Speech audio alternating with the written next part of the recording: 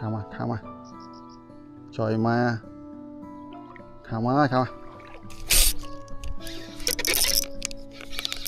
trời mẹ anh ơi tất tôi rồi anh vẫn ăn cá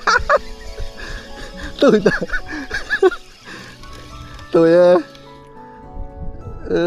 phần này sao vẫn lon ăn cá chờ lại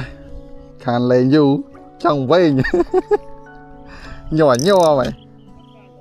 cả trời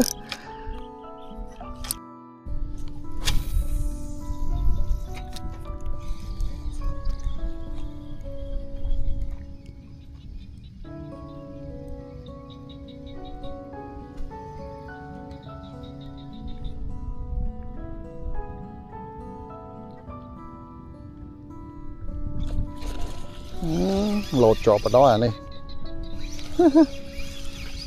lột chọp ai trời ta